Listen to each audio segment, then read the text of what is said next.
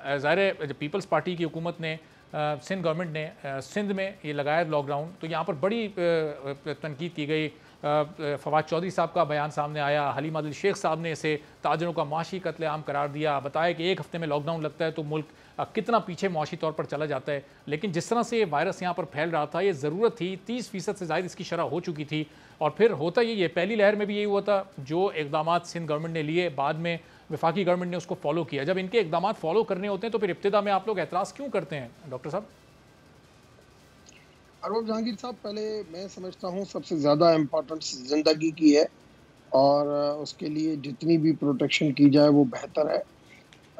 हमने अगर federal government की तरफ से सिंध गवर्नमेंट के डिसीजन की कोई ऐसी मुखालफत नहीं की। आज भी मैं एनसीओसी के कुछ मेंबरान के साथ बैठा था, उन्होंने कहा कि जितनी बात की गई है, चंद लोग हमारे वजीरों की तरफ से ये ज़रूर बयान आया है, मगर हमने ये कहा है कि अगर एनसीओसी के अंदर हर मामला कोविड के हवाले से कंसेंसस के साथ अगर हो रहा है, तो आप कंसेंसस के साथ जाएं। ये परसेप्शन डेवलप क्यों हो रहा है कि एक प्रोविंशियल गवर्नमेंट अपना इंडिपेंडेंट डिसीजन ले रही है, और अगर इंडिपेंडेंट डिसीजन ले रही है कि भाई हम जो है वो ये करना चाह रहे हैं, तो भी कम से कम कुछ वफाक की जो पॉलिसी है, एनसीओसी जिसको सुप्रीम कोर्ट ने भी कहा, जिसको हर चीफ मिनिस्टर भी उसको एंडोर्स करता है, चारों चीफ सेक्रेटरी उसको एंडोर्स करते हैं, तो कम से कम वहाँ पे अगर कंसेंसस किसी भी चीज़ का होता है तो वो ज़्यादा बेहतर है। रही बात लॉकडाउन की, मैं समझता हूँ माजी में भी लॉकडाउन हुए और अभी भी लॉकडाउन हो रहा है, मगर पहले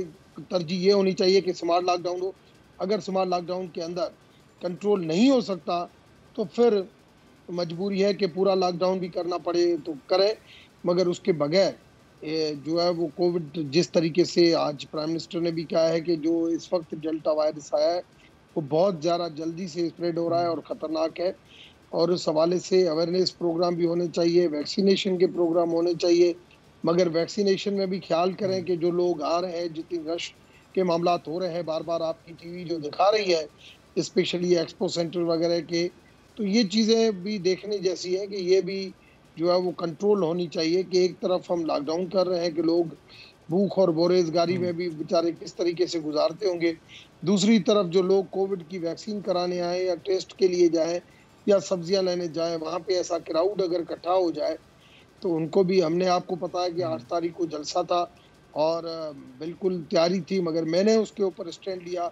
मैंने कहा ये नहीं होना चाहिए। मैंने शाह साहब से बात की और शाह साहब ने कहा आप सही। बिल्कुल सही कहते हो और ये कैंसिल होना चाहिए, क्योंकि अब, और 13 तारीख को पीडीएम ने भी कैंसिल किया है। ये अच्छी बात है। हर माजी में भी कोविड के हवाले से सारी पॉलिटिकल पार्टीज ने तावन किया है। मैं समझता हूँ अभी भी सारी पॉलिटिकल पार्टीज मिलके, प्रोविंशियल और फेडरल गवर्नमेंट, कभी भी इन इश्यूज के ऊपर डिस्प्यूट नहीं होना चाहिए। कभी कभार आज शाम को मैं एक मीडिया के ऊपर किसी सिंध के वजीर की स्टेटमेंट देख रहा था कि हमें फंड नहीं दिए जाते हैं, हमें कोविड की चीजें नहीं दी जाती।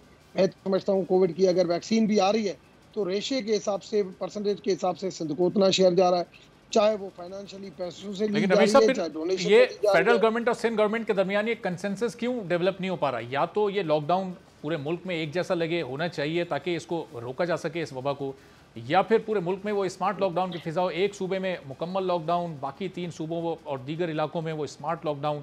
तो फिर ये उन जगहों से जब लोग आपस में एक दूसरे के नहीं सूबे में और नहीं, शहरों में आते नहीं। जाते रहेंगे तो फिर ये वबा को काबू कैसे किया जा सकेगा? अरबाब, पहली चीज तो ये कि मैं समझता हूँ, मैंने आज भी पूछा है, कंसेंसस है और सारी एनसीओसी की जो मीटिंग होती है, प्रोविंशियल गवर्नमेंट के सारे लोग आते हैं और वो अच्छे तरीके से वहाँ पे डिस्कशन करते हैं। और आज जो डिसीजन हुआ है कि आज उस डिसीजन के ऊपर कोई प्रोविंशियल गवर्नमेंट के डिसीजन को क्रिटिसाइज नहीं किया गया है, क्योंकि जब 23-24% जब एक रिजल्ट आ रही थी तो लाजमी है उसके बगैर उसका कोई हल नहीं था, और इस वजह से किया है। 8 अगस्त तक जो है वो कोशिश है कि कराची का परसेंटेज कम हो जाए।